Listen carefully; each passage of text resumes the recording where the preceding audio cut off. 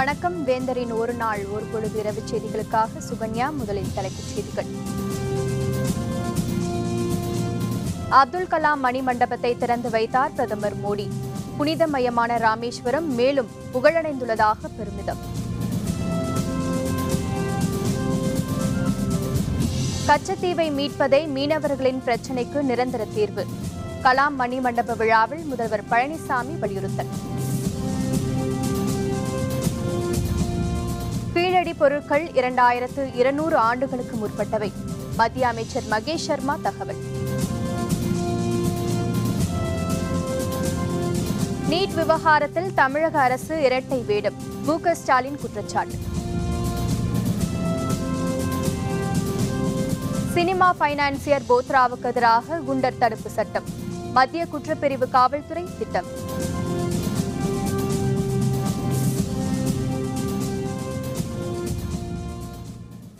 தமிழக மக்கள் அனைவரின் ஒருங்கிணைந்த வளர்ச்சியே அப்துல் கலாமுக்கு ஜெயலலிதாவுக்கும் செலுத்தும் உண்மையான அஞ்சலி என பிரதமர் மோடி தெரிவித்துள்ளார். மறைந்த முன்னாள் குடியரசுத் தலைவர் அப்துல் கலாம் நினைவிடம் அமைந்துள்ள பேக்கரும்பு கிராமத்தில் 15 கோடி ரூபாய் செலவில் மணிமண்டபம் அமைக்கப்பட்டுள்ளது. இதனை திறந்து வைப்பதற்காக ராமேஸ்வரம் வந்திருந்த பிரதமர் மோடி அப்துல் கலாம் நினைவிடத்தில் மலர் வளையம் வைத்து அஞ்சலி செலுத்தினார். கலாம் மணிமண்டபத்தின் முன்பாக அமைக்கப்பட்டுள்ள கொடிக்கம்பத்தில் தேசிய கொடியை ஏற்றி வைத்தார். பின்னர் மணிமண்டபத்தை திறந்து வைத்த மோடி அங்கு வைக்கப்பட்டுள்ள வீணை வாசிப்பது போன்ற கலாமின் உருவ சிலையையும் விருதுகளையும் பார்வையிட்டார். அப்போது பேசிய மோடி, ராமேஸ்வரம் வெறுமனே ஒரு மதத்திற்கு மட்டுமே உரிதான இடமல்ல என தெரிவித்தார். நாட்டு மக்கள் அனைவருக்குமான ஒரு ஆன்மீக வழிகாட்டியாக திகழ்வதாகவும் கூறினார். डॉक्टर एपीजे अब्दुल कलाम जी की पुण्यतिथि के दिन रामेश्वरम आना मेरे लिए एक बहुत ही भावुक पल है। पिछले वर्ष हमने यहां एक संकल्प किया था, आपसे वादा किया था कि कलाम साहब की याद में रामेश्वरम में एक मेमोरियल का निर्माण किया जाएगा। मुझे खुशी है कि आज यह संकल्प पूरा हो रहा है। अब्दुल कलाम जी को आदरपूर्वक अंजलि देता हूं और स्वर्गीय अम्मा को भी आदरपूर्वक अंजलि देता हूं। आप सबका बहुत बहुत धन्यवाद. முத்ரா திட்டத்தின் மூலமாக தொழில் தொடங்க தமிழகத்தை சேர்ந்த 1 கோடி பேர் முன் வந்துள்ளது மகிழ்ச்சியாக உள்ளது என பிரதமர் மோடி குறிப்பிட்டார். देश में अब मुद्रा योजना के तहत 8 करोड़ से ज्यादा खाता धारकों को बिना बैंक गारंटी 4 लाख करोड़ से भी ज्यादा रुपए उनको दिए गए हैं ताकि वो अपनी जिंदगी का रास्ता चुन सके, आगे बढ़ सके। कि इसमें से 1 करोड़ से ज्यादा लोग अकेले तमिलनाडु के हैं। स्वरोजगार की तरफ तमिलनाडु के युवाओं को कितना उत्साह है, उमंग है, उसकी रुझान को भी दिखा रहा है. இந்தியாவின் அக்னியாக திகழ்ந்தவர் அப்துல் கலாம் என நிகழ்ச்சியில் பங்கேற்ற வெங்கையா நாயுடு தெரிவித்தார். எளிமையாக தனது வாழ்க்கையை தொடங்கிய அப்துல் கலாம் பெரிய உயரங்களையும் அடைந்தவர் என்றும் அவர் குறிப்பிட்டார். What was Dr. Kalam? He was Agni for India. Nipu. He was Agni for India because he had so many ideas in him. And he has a love and affection for the poor people of this country. He wanted us to set targets for each one of us and endeavor to reach the target. If each Indian could reach this individual target, India then would definitely reach the target. That was the message he gave us through his life and works. இந்த நிகழ்ச்சியில் பேசிய முதல்வர் பழனிசாமி, ராமாயணத்தால் ராமேஸ்வரம் புகழ் பெற்றது போல அப்துல் கலாமால் மீண்டும் ராமேஸ்வரம் புகழடைந்துள்ளதாக தெரிவித்தார். கச்சத்தீவை மீட்பதே தமிழக மீனவர்களின் பிரச்சினைக்கு நிரந்தர தீர்வாக அமையும் என்றும் முதல்வர் பழனிசாமி கூறினார். ராமநாதபுரம் மாவட்ட மக்கள் மன்னர்களும் தமிழையும் ஆன்மீகத்தையும் 2 கண்களாக போற்றியவர்கள் என்று மாண்புமிகு புரட்சித் தலைவி அம்மா அவர்கள் புகழ்ந்துள்ளார்கள். இந்தியாவின் தென்கோடியில் உள்ள சைவ திருத்தலங்களாக விளங்கும் ராமேஸ்வரம் ராமாயணத்தில் புகழ் பெற்றதைப் போல மீண்டும் டாக்டர் அப்துல் கலாம் அவர்களால் புகழடைந்துள்ளது. தமிழ்நாடு மீனவர்களின் வாழ்வாதாரத்தை சீர்குலைக்கும் விதமாக இன்றைய தேதியில் இலங்கை அரசின் தொடர்படியில் இருக்கும் 75 மீனவர்களையும் 149 படகுகளையும் விடுவித்திட இலங்கை அரசிற்கு அழுத்தம் தருமாறு மாண்புமிகு பாரத பிரதமர் அவர்களை இந்த நேரத்தில் கேட்டுக்கொள்ள விரும்புகின்றேன். தமிழ்நாடு மீனவர்கள் பாக் வளைகுடாவில் தொடர்ந்து சந்தித்து வரும் இன்னல்களை போக்குவரத்து நிரந்தர தீர்வு கச்சத்தீவை மீட்க வேண்டும்.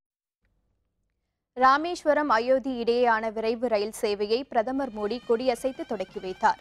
மேலும் 53 ஆண்டுகளுக்கு முன்பு புயலால் பாதிக்கப்பட்ட தனுஷ்கோடி சாலையையும் அவர் திறந்து வைத்தார்.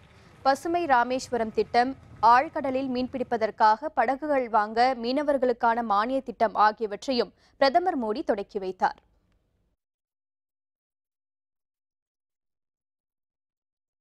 மதுரை விமான நிலையத்தில் பிரதமர் மோடியை அதிமுக புரட்சித் தலைவி அம்மா அணியை சேர்ந்த முன்னாள் முதல்வர் ஓ பன்னீர்செல்வம் மற்றும் அவருடைய அணியில் உள்ள எம்பிக்களும் எம்எல்ஏக்களும் சந்தித்தனர். பின்னர் செய்தியாளர்களுடன் பேசிய பன்னீர்செல்வம் நீட் தேர்வு உள்ளிட்ட தமிழகத்தின் பிரச்சினைகளை பிரதமரின் கவனத்திற்கு கொண்டு சென்றதாக தெரிவித்தார். மத்திய அரசு தீர்க்கப்பட வேண்டிய பல்வேறு பிரச்சனைகளை மாண்புமிகு பிரதமர் அவருடைய கவனத்திற்கு எடுத்துச் சென்றோம். குறிப்பாக நீட் தேர்வு முதலிய பல்வேறு தேவைகளை மாண்புமிகு பாரத பிரதமருடைய தனி கவனத்திற்கு எடுத்துச் சென்றோம். உரிய நடவடிக்கை எடுப்பதாக மாண்புமிகு பாரத பிரதமர் அவர்கள் சொல்லியிருக்கிறார்.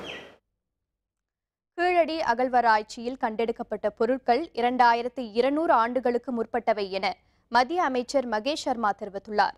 இது தொடர்பாக மாநிலங்களவையில் திமுக எம்பி கனிமொழி எழுப்பிய கேள்விக்கு மத்திய கலாச்சாரத்துறை அமைச்சர் மகேஷ் சர்மா பதிலளித்தார். கீழடி அகழ்வாராய்ச்சியில் கண்டெடுக்கப்பட்ட ஒரு பொருள் 2160 ஆண்டுக்கும் மற்றொரு பொருள் 2220 ஆண்டுக்கும் முற்பட்டவை என தெரிவித்தார். கீழடியில் உள்ள பொருட்களை அமெரிக்க நிறுவனம் ஆய்வு செய்துள்ளதாகவும் அவர் கூறினார். கீழடியில் மேலும் 5 ஆண்டுகளுக்கு அகழாய்வு பணிகள் தொடரும் என்றும் அமைச்சர் மகேஷ் சர்மா தெரிவித்தார்.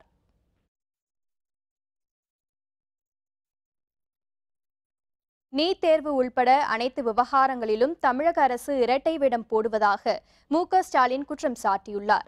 சேலம் மாவட்டம் எடப்பாடி அருகே திமுகவினரால் தூர்வாரப்பட்ட கச்சிராயன் ஏரியை பார்வையிட சென்ற ஸ்டாலின் கோயம்புத்தூர் விமான நிலையம் வந்தார். அங்கிருந்து கார் மூலம் சென்ற அவரை கனியூர் சுங்கசாவடி அருகே காவல்துறையினர் கைது செய்தனர். பின்னர் மாலையில் அவர் விடுதலை செய்யப்பட்டார். அப்போது செய்தியாளர்களுடன் பேசிய அவர், முதல்வர் பழனிசாமி தலைமையிலான தமிழக அரசு அனைத்து விவகாரங்களிலும் இரட்டை வேடம் போடுவதாக குற்றம் சாட்டினார். பல இடங்களிலும் திமுகவின் மனித சங்கிலி போராட்டத்துக்கு அனுமதி அளித்துவிட்டு பின்னர் ரத்து செய்தது இருப்பதாகவும் அவர் மேலும் தெரிவித்தார். எடப்பாடி தலைமையில் இருக்கக்கூடிய இரட்டை வேடம் போடுகிறது என்பதற்கு எடுத்துக்காட்டாக ஏதோ நாங்கள் நேரடியாக சென்று பிரதமரை சம்பந்தப்பட்டிருக்கக்கூடிய அமைச்சர்களை சந்தித்து அழுத்தம் கொடுக்கிறோம் என்று தொடர்ந்து ஒரு பொய்யான செய்தியை தொடர்ந்து சொல்லிக் கொண்டிருக்கிறார்கள். பீகார் முதல்வராக மீண்டும் பதவியேற்றுள்ள நிதிஷ்குமார் தனது பெரும்பான்மையை நிரூபிக்க வேண்டும் என மாநில ஆளுநர் கேசரிநாத் திரிபாதி உத்தரவிட்டுள்ளார். ஊழல் குற்றச்சாட்டுக்கு உள்ளான ராஷ்டிரிய ஜனதா தள தலைவர் லாலு பிரசாத்தின் மகன் தேஜஸ்வி பிரசாத் யாதவ் பீகார் துணை முதல்வர் பதவியிலிருந்து விலக வேண்டும் என ஐக்கிய ஜனதா தளம் வலியுறுத்தியது. எனினும் அவர் பதவி விலக மறுத்ததை அடுத்து முதல்வர் பதவியை நிதிஷ்குமார் நேற்று ராஜினாமா செய்தார். பாரதிய ஜனதா ஆதரவு அளித்ததை அடுத்து இன்று மீண்டும் முதல்வராக நிதிஷ்குமார் பதவியேற்றார். பாரதிய ஜனதா கட்சியின் மூத்த தலைவர் சுஷில்குமார் துணை முதல்வராக பதவியேற்றார். பீகார் முதல்வராக நிதிஷ்குமார் மீண்டும் பொறுப்பேற்றது தொடர்பாக காங்கிரஸ் துணைத் தலைவர் ராகுல் காந்தியிடம் செய்தியாளர்கள் கேள்வி எழுப்பினர். இதற்கு பதிலளித்த அவர், அரசியலில் ஈடுபட்டுள்ளவர்கள் தனிப்பட்ட நலனுக்காக எவ்வித முடிவையும் எடுக்கலாம் என்ற அவலநிலை இருப்பதாக தெரிவித்தார். देखिए, हिंदुस्तान की राजनीति में यही प्रॉब्लम है. अपने स्वार्थ के लिए व्यक्ति कुछ भी कर जाता है. कोई मतलब नियम नहीं है, कोई क्रेडिबिलिटी नहीं है. सत्ता के लिए कुछ भी कर देते हैं. கொலை மிரட்டல் பண மோசடியில் புகார்களின் கீழ் கைது செய்யப்பட்டு சிறையில் அடைக்கப்பட்டுள்ள போத்ரா மீது புகார்கள் குவிந்து வருவதால் அவருக்கு எதிராக குண்டர் தடுப்பு சட்டத்தின் கீழ் நடவடிக்கை எடுக்கப்படலாம் என்று தகவல் அறிந்த வட்டாரங்கள் தெரிவிக்கின்றன. சினிமா பைனான்சியர் போத்ராவை கொலை மிரட்டல், கந்துவெட்டி மற்றும் மோசடி வழக்கில் 2 நாட்களுக்கு முன் மத்திய குற்றப்பிரிவு காவல்துறையினர் கைது செய்தனர். இதே குற்றச்சாட்டுகளின் கீழ் போத்ராவின் 2 மகன்களும் கைது செய்யப்பட்டனர். பின்னர் இவர்களை நீதிமன்றத்தில் ஆஜர்படுத்தி சிறையில் அடைக்க கொண்டு செல்லும் முன் சிறைக்கு செல்வதை தவிர்ப்பதற்காக பல முறை உடல் நலமில்லை என்று போத்ரா நாடகமாடினார். போத்ராவை 2 முறை மருத்துவமனைக்கு கொண்டு சென்று பரிசோதனை செய்த பிறகு நேற்று அதிகாலையில் அவர் புழல் சிறையில் அடைக்கப்பட்டார். போத்ராவுக்கு எதிராக கடந்த சில நாட்களில் மட்டும் 3 புகார் செய்துள்ளனர்.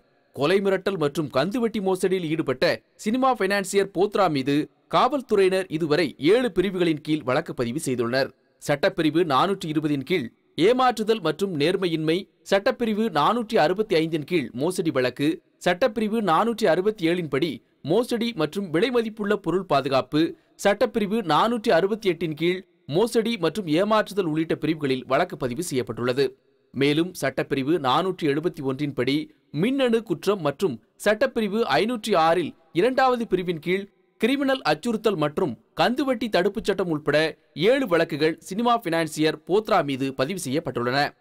சிறையில் உள்ள போத்ராவும் அவரது 2 மகன்களும் சினிமா தயாரிப்பாளர் சதீஷ் தொடர்ந்த வழக்கில் இன்று எழும்பூர் நீதிமன்றத்தில் ஆஜர்படுத்தப்பட்டனர்.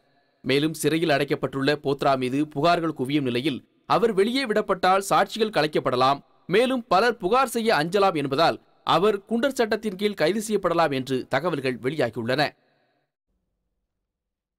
திருநாகேஸ்வரம் கீழப்பெரும்பள்ளம் கோவிலில் ராகு கேது பயிற்சி. ஆயிரக்கணக்கான பக்தர்கள் நெய் தீபம் ஏற்றி வழிபாடு. விவரம் விளம்பர இடைவேளைக்கு பிறகு.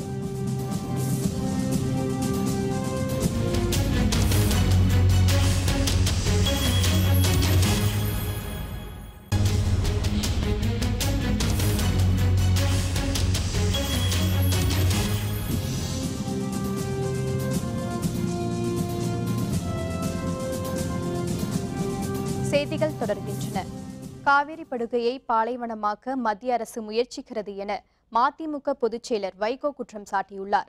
மதுரை விமான நிலையத்தில் செய்தியாளர்களுடன் பேசிய அவர், குடியரசுத் தலைவர் பதவிக்கு பெருமை தேடித்தந்தவர் அப்துல் கலாம் என தெரிவித்தார். நீட் தேர்வு விலக்குக்கு நிரந்தர தீர்வு காண வேண்டும் என்றும் அவர் குறிப்பிட்டார்.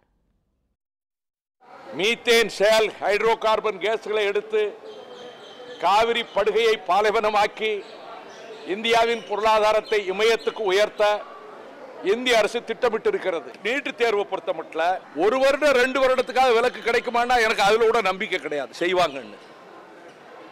ஆனால் நிரந்தரமாக அது நீக்கப்பட வேண்டும். சென்னை உள்பட தமிழகத்தின் பல பகுதிகளிலும் நீட் தேர்வை ரத்து செய்ய வலியுறுத்தி திமுக மற்றும் கூட்டணி கட்சியினர் சார்பில் மனித சங்கிலி போராட்டம் நடைபெற்றது. சென்னை பிராட்வே சாலையில் நடைபெற்ற மனித சங்கிலி போராட்டத்துக்கு திமுக பொதுச் செயலர் க. அன்பழகன் தலைமை வகித்தார். போராட்டத்தில் தமிழக காங்கிரஸ் தலைவர் திருநாவுக்கரசர், இந்திய கம்யூனிஸ்ட் கட்சி மாநில செயலர் ரா. முத்தரசன், மனிதநேய மக்கள் கட்சி தலைவர் எம்.எச். ஜவாஹிருல்லா மற்றும் விடுதலை சிறுத்தைகள், திராவிடர் கழகம் உள்பட கூட்டணி கட்சியினர் திரளாக கலந்து கொண்டனர்.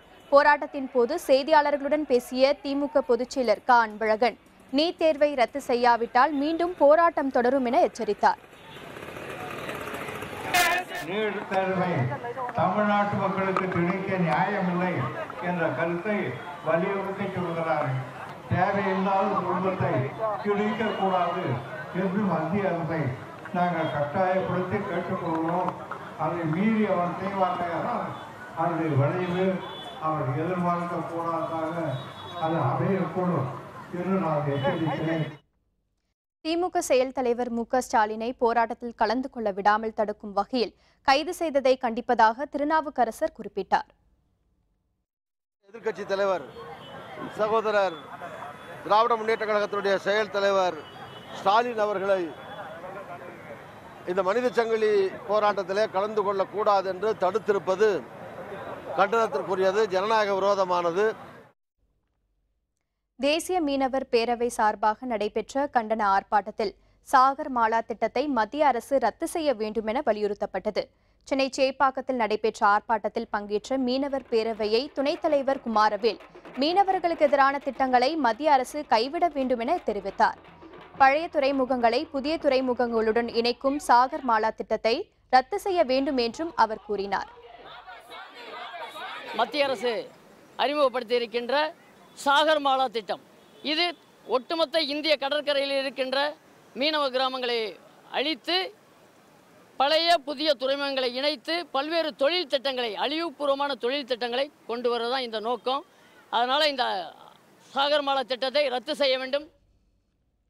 பீடி தொழிலுக்கு விதிக்கப்பட்ட 28% ஜிஎஸ்டி வரி விதிப்பை குறைக்க வலியுறுத்தி திருநெல்வேலி மாவட்டத்தில் பீடி தொழிலாளர்கள் வேலைநிறுத்த போராட்டத்தில் ஈடுபட்டுள்ளனர். திருநெல்வேலி மாவட்டம் பாளையங்கோட்டை ஜவஹர் திடலில் போராட்டம் நடைபெற்றது. அப்போது மத்திய மாநில அரசுகளுக்கு எதிராக முழக்கங்களை பீடி தொழிலாளர்கள் எழுப்பினர். மத்திய அரசு உடனடியாக நடவடிக்கை எடுக்காவிட்டால் தொடர் வேலைநிறுத்த போராட்டத்தில் ஈடுபட போவதாகவும் அவர்கள் கூறினர். 5 லட்சம் பெண் தொழிலாளிகள் நம்பி வாழ்ந்து கொண்டிருக்கிற தொழிலாக பீடி தொழில் இருக்கிறது. எனவே மத்திய அரசாங்கம் பீடி தொழிலுக்கு அறிவித்திருக்கிற 28% ஜிஎஸ்டி வரியை குறைக்க வேண்டும். அது அப்படி குறைக்கவில்லை என்று சொன்னால் 5 லட்சத்துக்கும் மேற்பட்ட பீடி தொழிலாளிகள் தொடர்ச்சியான வேலைநிறுத்த போராட்டத்திற்கு செல்வார்கள் என்பதை அறிவித்துக் கொள்கிறேன். எங்களுக்கு இந்த ஜிஎஸ்டி வரி போடுறதுனால எங்களுக்கு தொழில் ரொம்ப பாதிக்குது. எங்களுக்கு இலதொழில் கோயில ரொம்ப முடக்கி இது பண்றதுனால எங்களுக்கு வீட்டில் பல கஷ்டங்கள் வருது. அதனால நீங்க இந்த தொழிலை எங்களுக்கு நிபந்தனை நடக்கிற மாதிரி பண்ணணும். தஞ்சாவூர் மாவட்டம் திருநாகேஸ்வரத்தில் உள்ள அருள்மிகு நாகநாதர் கோவிலில் நடைபெற்ற ராகு பயிற்சி விழாவில் பக்தர்கள் ஏராளமானோர் கலந்து கொண்டு தரிசனம் செய்தனர். கும்பகோணம் அருகே திருநாகேஸ்வரத்தில் அருள்மிகு நாகநாதர் சுவாமி கோவில் உள்ளது. அப்பர், சுந்தரர், சம்பந்தர் ஆகிய சமய குரவர்களால் பாடப்பெற்ற இந்த தலத்தில் அருள்மிகு ராகு பகவான் தனி சந்நிதியில் அருள்பாலித்து வருகிறார். ராகு பயிற்சியை முன்னிட்டு சிம்மம் ராசியில் இருந்து கடக ராசிக்கு இடம்பெயர்ந்தார். இதனையொட்டி அருள்மிகு நாகநாதர், நாகவல்லி, நாகக்கண்ணி ஆகியோருக்கு சிறப்பு அபிஷேகமும் ஆராதனையும் நடைபெற்றது.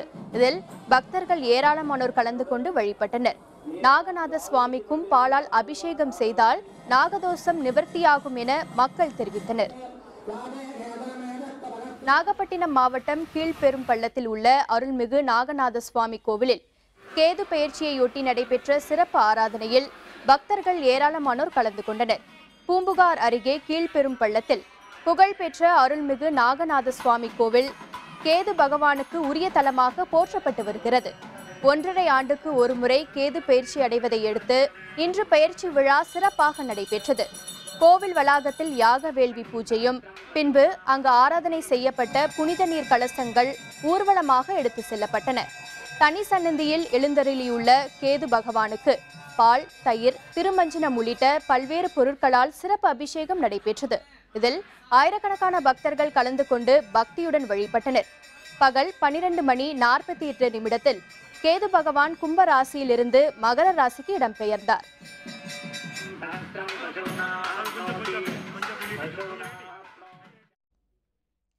தேவைதான் கண்டுபிடிப்புகளை சாத்தியமாக்குவதைப் போல வாழ்க்கை சூழல் தந்த நெருக்குதலால் ஆண்களுக்கும் முடித்திருத்தும் ஒரு பெண்மணியின் கதைதான் இன்றைய வேந்தரின் பி பாசிட்டிவ் சிறப்பு செய்தியில்.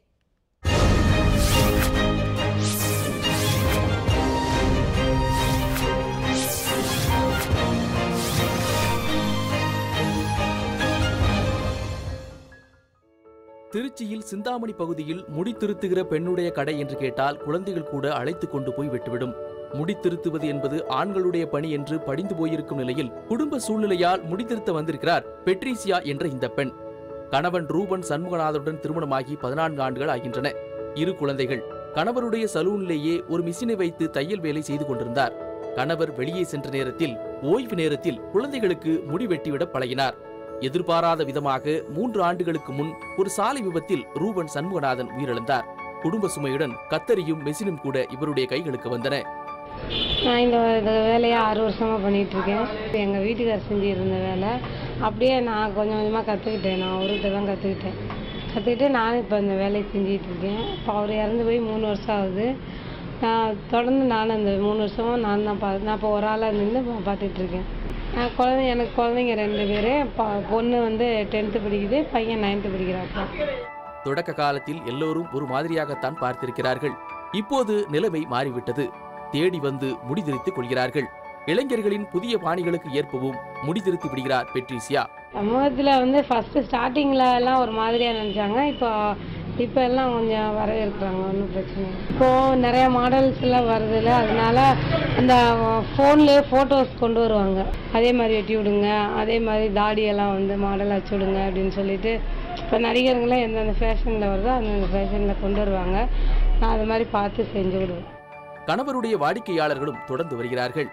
ஒரு முறை இங்கே முடித்திருத்திக் கொள்ள வருகிறவர்கள் தொடர்ந்து வந்து கொண்டிருக்கிறார்கள். சேவிங், டையிங் என எல்லா வேலைகளையும் செய்கிறார் இவர். இந்த சலூனுக்கு வந்து 2 வருஷத்துக்கிட்ட வரைக்கும் நான் வந்துட்டு தான் இருக்கேன். சார், சமுதாயத்தில் வந்து லேடிஸ் வந்து எவ்வளோ கஷ்டப்பட்டுட்டு இருக்காங்க, செய்கிறாங்க. இந்த தொழிலையும் என்ன செய்கிறாங்கன்னு பார்க்கறதுக்காக ஃபஸ்ட்டு வந்து என்னன்னு பார்க்கறதுக்காக தான் வந்தேன். அப்படியே ரெகுலர் கஸ்டமர் ஆகிட்டேன் நான். குடும்பமே பெட்ரிசியாவை தான் நம்பியிருக்கிறது. இதை வைத்துதான் வாழ்க்கை சென்று கொண்டிருக்கிறது. இன்னமும் நிறைய செய்ய வேண்டும், முன்னேற வேண்டும் என்ற ஆசை இருக்கிறது பெட்ரிசியாவுக்கு. நானும் எங்கள் மாமியார் பசங்க 2 பேர் நாங்கள் 4 பேர் தான் இருக்கோம். நான் ஒரு ஆள் சம்பாதிச்சு தான் எங்கள் ஃபேமிலியை பார்த்துட்ருக்கேன். கடைக்கு வாடகை 5000 ரூபா, கரண்ட்டு பில்லு இதெல்லாம் நான் சேர்த்து ஒரு நாளைக்கு மாதமே 10,000 ரூபா தனியாக இதுக்கு செலவுக்குன்னே வேணும். விண்வெளிக்கு செல்வதாக இருந்தாலும் சரி, முடித்திருத்துவதாக இருந்தாலும் சரி, ஆணுக்கு பெண் இளைப்பில்லைக்கான் என்பதை பெட்ரிசியாவை போன்றவர்கள்தான் உறுதி செய்து கொண்டிருக்கிறார்கள். Be positive. வேந்தர் செய்திகளுக்காக திருச்சியிலிருந்து மணிகண்டன். முதல் இன்னிங்ஸில் இந்திய அணி 600 ரன்கள் குவிப்பு. 5 விக்கெட் இழப்புக்கு 154 ரன்கள் எடுத்து இலங்கை திணறல். விவரம் விளம்பர இடைவேளைக்கு பிறகு.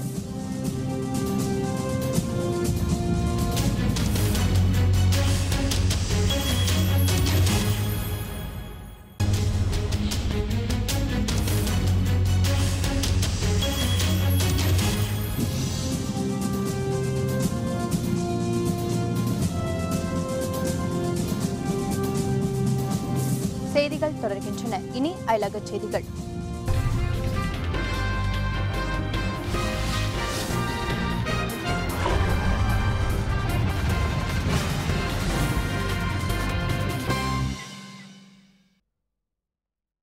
ஜெர்மனியில் கனமழை காரணமாக அணை உடைந்து வெள்ள நீர் புகுந்ததால் நகர்ப்பகுதி அனைத்தும் வெள்ளக்காடாக காட்சியளிக்கிறது. ஜெர்மன் நாட்டின் சாக்சனி, சில்ஸ்டெட் உள்ளிட்ட பகுதிகளில் கடந்த சில நாட்களாக கனமழை பெய்து வருகிறது. இதனால் நீர்வரத்து அதிகரித்ததால் சாக்சனி பகுதியில் இருந்த அணை உடைந்து வெள்ள நீர் வெளியேறியது. பல்வேறு நகர பகுதிகளிலும் புகுந்த வெள்ள நீர் சாலைகளில் பெருக்கெடுத்து ஓடுவதால் 40,000க்கும் அதிகமான மக்கள் பாதுகாப்பான இடங்களுக்கு அனுப்பி வைக்கப்பட்டனர். வயல்களில் வெள்ள நீர் சூழ்ந்துள்ளதால் பயிர்கள் அனைத்தும் அழுகிவிட்டன. தாழ்வான பகுதியில் தேங்கியுள்ள வெள்ள நீரை எந்திரங்கள் மூலம் வெளியேற்றும் பணி நடைபெற்று வருகிறது. வெள்ள நீர் உட்புகுவதை தடுக்கும் வகையில் தீயணைப்பு வீரர்கள் பாதுகாப்பு முன்னெச்சரிக்கை நடவடிக்கைகளை மேற்கொண்டு வருகின்றனர்.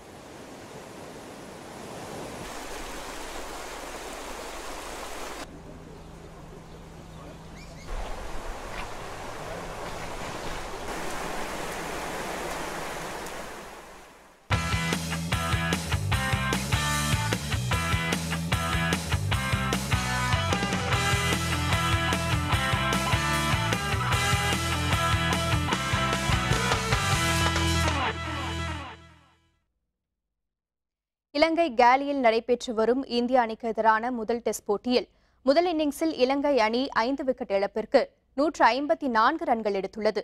இந்தியா இலங்கை அணிகளுக்கு இடையிலான முதல் டெஸ்ட் போட்டி இலங்கையில் உள்ள கேலி பன்னாட்டு கிரிக்கெட் திடலில் நேற்று தொடங்கியது.